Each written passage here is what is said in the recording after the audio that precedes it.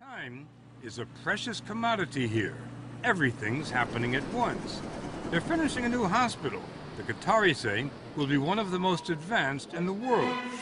There's a new concert hall with a new symphony orchestra. The emir imported the musicians. 6 American universities have built campuses here, offering American degrees in the heart of the Middle East.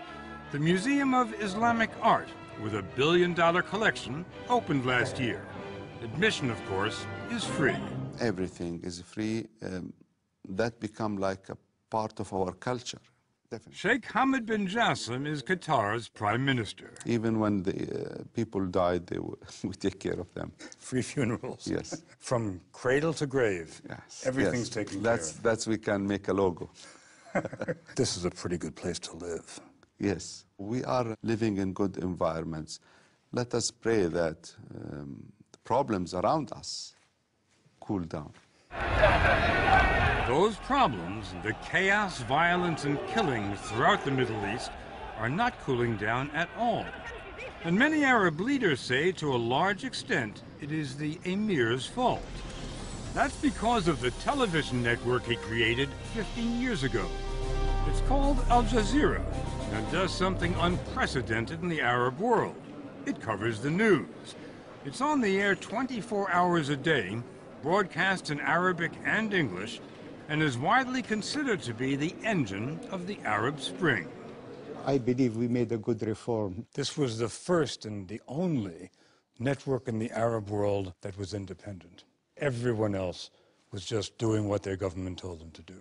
Of course, it caused us a lot of a problem with the top people in the Arab countries. You say that Al Jazeera created problems for some leaders in the Middle East.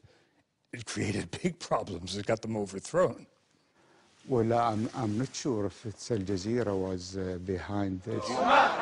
He may not be sure, but others are.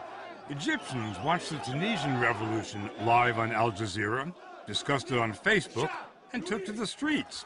Libyans watched the Egyptians, Yemenis watched the Libyans, and the Syrians watched them all. So is the emir's emergence as the most influential leader in the Arab world. In England, he was hosted by the Queen. And last April, President Obama thanked him for helping promote democracy in the Middle East. But the emir also has good relations with Hamas, the militant Palestinian group that runs Gaza, which the U.S. labels a terrorist organization. Do the Americans ever come to you and say, hey, will you cut it out with Hamas? It's really bothering us. They didn't like our relation with Iran, with Hamas, with Hezbollah.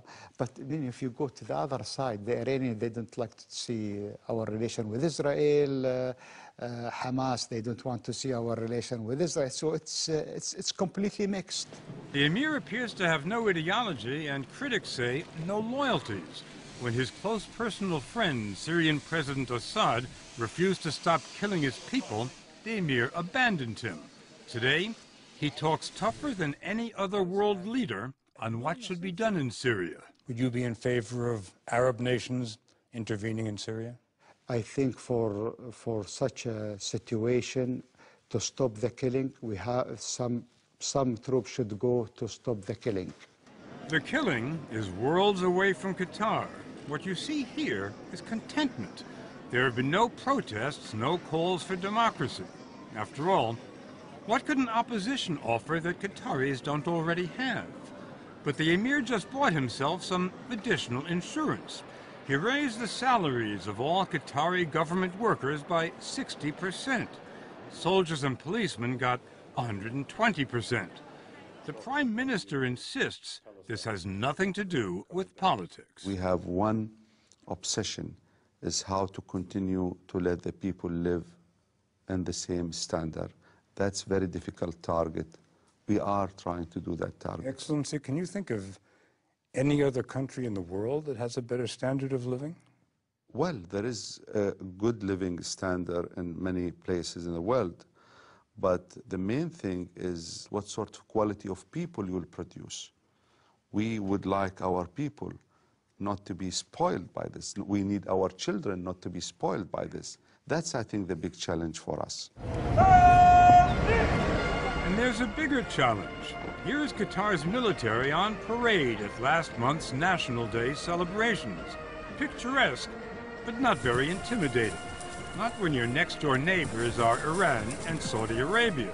So how does the emir keep his island of happiness afloat when the seas are getting rougher every day? It often seems as if the basis of your foreign policy is to be friends with everyone. Don't you think this is a good policy for a small country? Yes, it is, if you can pull it off. Well, we are trying.